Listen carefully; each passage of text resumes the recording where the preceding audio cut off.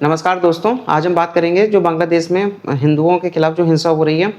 अ, अभी जो वहाँ पे माहौल है बांग्लादेश में, वो ऐसा माहौल है कि वहाँ पे भारत और ख़ासकर हिंदुओं के खिलाफ बहुत ज़्यादा नफ़रत का माहौल चल रहा है। ऐसा अभी कुछ दिन पहले की घटना है। टीपू चंद्र दास, उनकी हत्या कर दी गई भीड़ के द्वारा। और ये मैं बताना चाहूँगा कि ये कोई पहली घटना नहीं है। इसके पहले भी और उसके बाद भी कई लगातार हमले हो रहे हैं और उससे पहले भी कई हमेशा हिंदुओं को वहाँ निशाना बनाया गया है। मैं ये कहना चाहता हूँ कि भारत का पड़ोसी देश है, बांग्लादेश भारत के पड़ोसी है। इसके अलावा लेकिन हम कब तक हाथ पे हाथ धर के बैठे रहेंगे? मैं सरकार से अपील करता हूँ कि इन जो छोटे देश हैं, जहाँ पे जो हमारे पड़ोसी देश हैं, हमसे साइज़ में, इकोनॉमी में छोटे हैं, लेकिन वो भी अगर हमें इस तरीके से आँखें दिखा रहे हैं और भारत बड़ा देश है, भारत ने कभी किसी का नुकसान नहीं किया। भारत ने सबको सबका साथ, सबका विकास, ऐसा मानसिकता रही है कि सब बढ़ें आगे और सबकी तरक्की हो। लेकिन उसके बावजूद भी भारत के खिलाफ जिस तरीके से वहाँ लोग, नेता हों, चाहे पार्टियाँ हों, चाहे पब्लिक हो, जिस तरीके का बर्ताव कर रहे हैं, जिस तरीके से भारत को कोई भी आंखें दिखा रहा है, इस पर भारत सरकार को चाहिए कि इस पे कुछ ना कुछ कार्रवाई ज़रूर करें। क्योंकि अभी क्या हो रहा है कि पाकिस्तान में ऑलरेडी भारत जब देश आज़ाद हुआ था, उस समय पाकिस्तान में कुछ आबादी थी हिंदुओं की, लेकिन उसके बाद से वो माइनॉरिटी में वो हिंदुओं के खिलाफ इतने अत्याचार हुए, आज वहाँ पे 1% से भी कम रह गए हैं।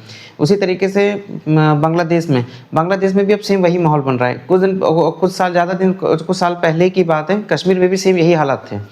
लेकिन कब तक हम हमारे खिलाफ कोई भी अत्याचार होता रहे और हम भारत उसको हमेशा वसुधैव कुटुंबकम और इस तरीके से हमारा पड़ोसी देशों से हम लोग अपने अच्छे संबंध बनाने की कोशिश करते रहेंगे, भले वो कितना भी अत्याचार करें।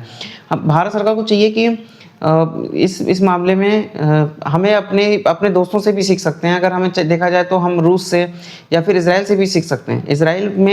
इज़राइल में यहूदियों की आबादी बहुत कम है पूरी दुनिया में सबसे। लेकिन जब इज़राइल देश बना था तो उसने इज़राइल सिर्फ आज कोई भी अत्याचार होता है दुनिया के किसी भी कोने पे, अगर किसी यहूदी के खिलाफ अत्याचार होता है, मैंने सही बोल दिया, यहूदी के खिलाफ कोई भी अत्याचार होता है, तो वो लोग हमेशा उस चीज़ को ओन करते हैं कि उसका वो प्रॉपर जवाब देते हैं। वो इससे उनमें ऐसा नहीं है कि कहीं पर भी यहूदी के खिलाफ अत्याचार होगा और वो उसको बर्दाश्त करेंगे, वो उसका उसी तरीके से जवाब देते हैं।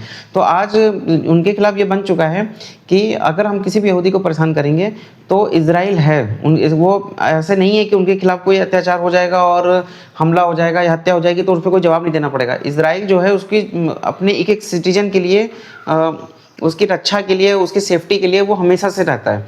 तो सेम हमें भी अपने जो जैसे हम एक कोई घटना अगर घटना हो जाती है और कोई घटना जानबूझ के की जाती है, तो ये जानबूझ के की भी घटना है। ये ऐसा नहीं है कि एकदम से हो गई घटना तब पता चला, ये ऑलरेडी वहाँ पर कई सालों से चल रहा है। तो अब भारत सरकार को चाहिए कि इस पर कम से कम पड़ोसी देश हैं, जो हमारे पड़ोस के देश हैं, अगर वो हमें इस तरह से आंखें दिखाएंगे तो हम कब तक बर्दाश्त करेंगे। एक मैं बताना चाहूँगा कि श्री कृष्ण थे, उनको शिशुपाल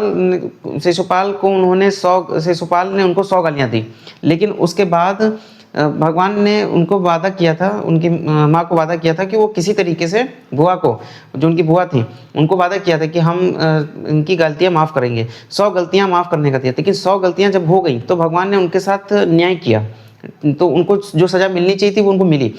भारत को भी चाहिए कि कब तक हम अपने पड़ोसी होने के नाते हम उसको बर्दाश्त करते रहेंगे। हमें भी जो जिस भाषा में समझे हमें उस भाषा में जवाब देना चाहिए।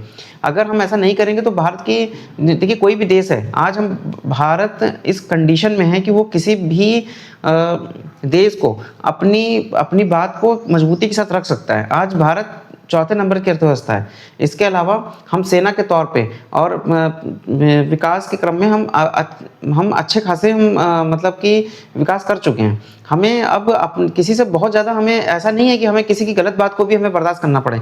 अगर हम अपना सॉफ्ट रूप दिखाते हैं, अगर हम किसी को अपनी अच्छी चीज़ें दिखाते हैं, तो हमें ये भी दिखाना चाहिए कि अगर कोई गलत हो तो हम गलत का जवाब भी दे सकते हैं।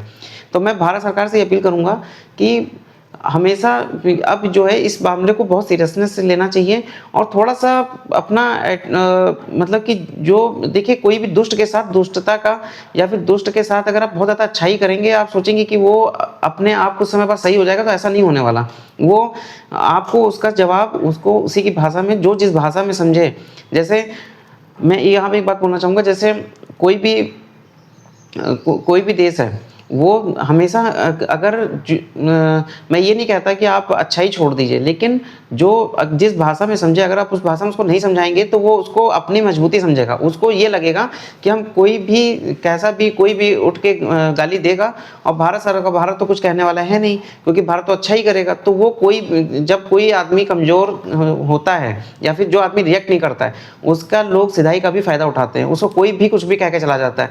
ये चीज़ आज हमें बांग्लादेश से ये इनसे पूछना चाहिए, क्या यही चीज़ जो इतना गालियाँ देते रहते हैं भारत को, अपने घर में बैठ करके वहाँ के नेता इतना बोलते रहते हैं, नारे लगाते रहते हैं कि हम सेवन सिस्टर्स को अलग कर देंगे, क्या यही चीज़ें किसी और देश के लिए बोल सकते हैं? क्या ये चीन के लिए बोल सकते हैं, रूस के लिए बोल सकते हैं, या अपने घर में बैठ के अमेरिका को गाली दे सकते हैं, या इज़राइल को गाली दे सकते हैं? किसी देश को ये गाली नहीं दे सकते, क्योंकि उनको पता है कि हमको अगर हम ऐसा करेंगे तो हमें जवाब मिलेगा। लेकिन भारत में ऐसा नहीं है।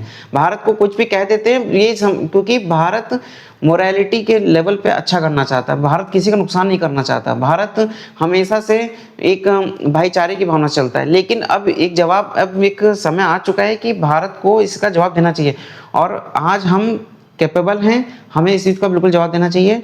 बस मैं इसी बात के लिए मैं भारत सरकार से अपील करना चाहता हूँ, और आप लोग इस चैनल पे नए हैं तो इस चैनल को सब्सक्राइब कर लीजिए, लाइक करिए और ज़्यादा से ज़्यादा लोगों में शेयर करिए।